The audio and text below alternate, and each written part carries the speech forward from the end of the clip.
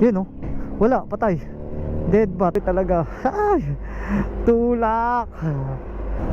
Ito kaya.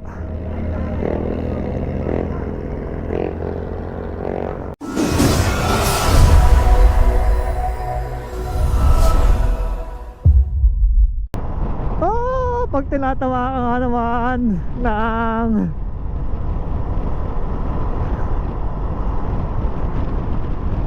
na-dead bat ang battery ko, so hindi ako makapag minor.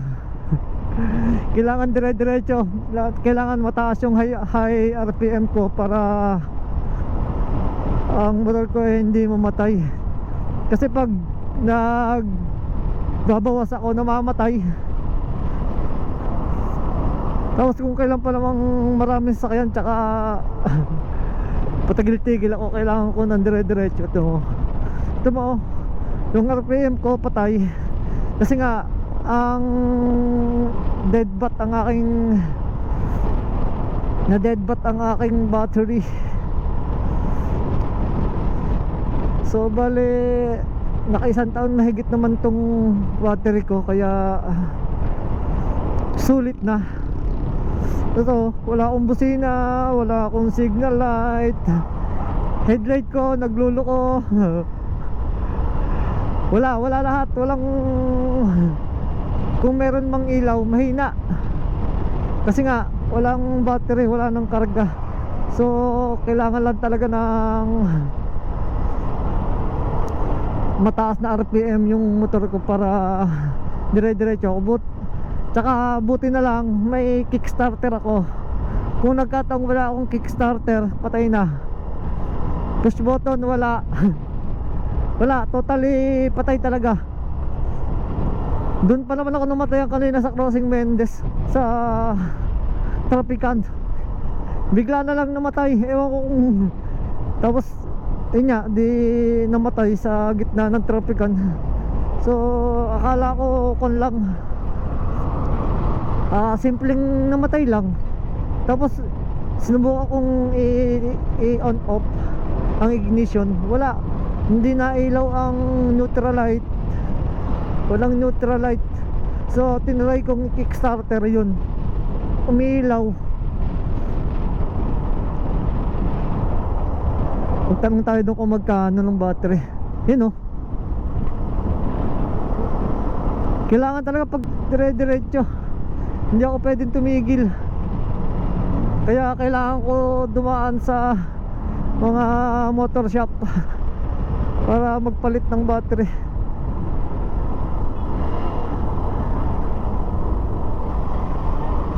Tanga-tanga ka, mali signal mo.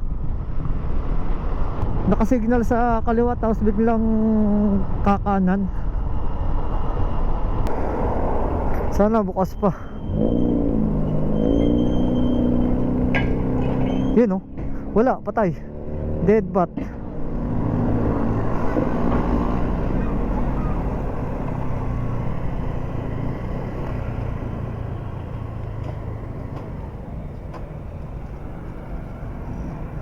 Wala, oh, patay. Kailangan talaga. Oh, yan oh, hindi kasi no, wala, patay ang battery ko.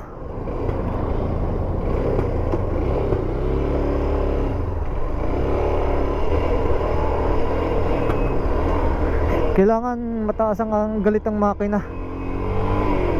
Sana bukas pa to. Patay, sarado na. Shit, minamalas ka nga naman. Yun oh, ay shit na mga bukas pa. Yun oh, wala na, patay.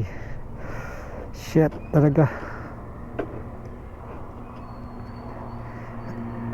Shit. Alam natin kung kano dito ang battery. Dead bat talaga ako.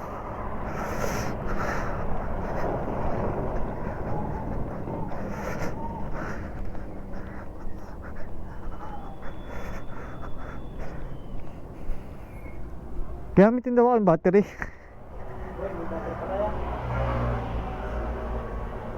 Wala. Tapos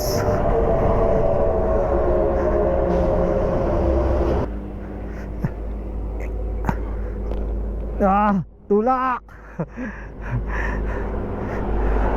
Wala akong battery talaga. Ay, tulak. Ito kaya.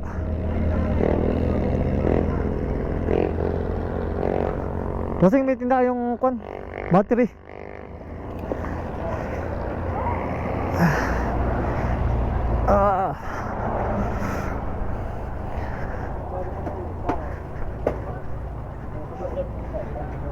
Ayun, dito. Patay ang dead bat na ang battery ko eh. 5L, 4L lang battery namin mo. Yung mataas. 5L. 5L. Ano yung ganyang 5L?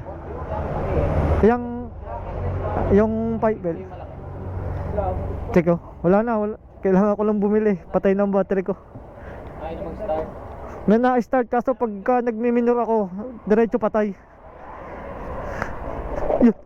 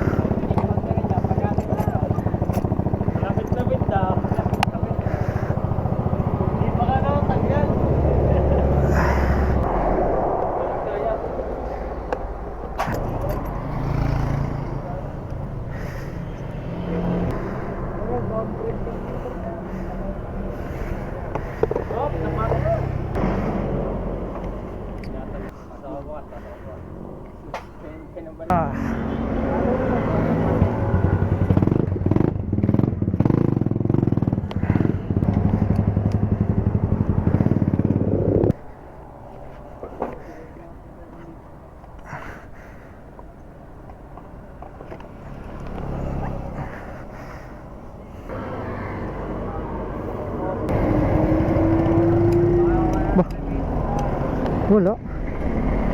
Why? Kasi pa-check nga po na eh. Wala eh.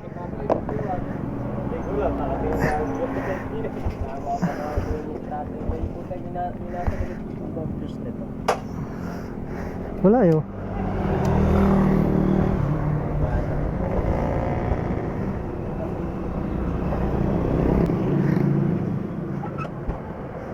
Oh, hindi mo putol. Dali. Nandito ang pisnit. Ayan, nandito. Wala eh. Ay, naputol na pala. Boy, kasi yung dalawang pati. Takbo! Dami pa rin ako lang. Yung dito sila. Putol. Extra. Ah, sige.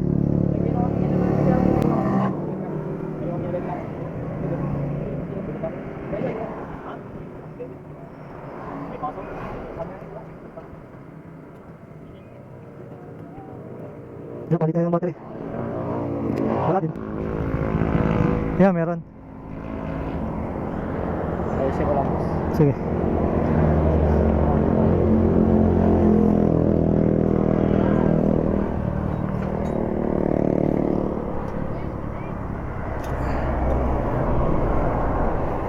Okay, so yun.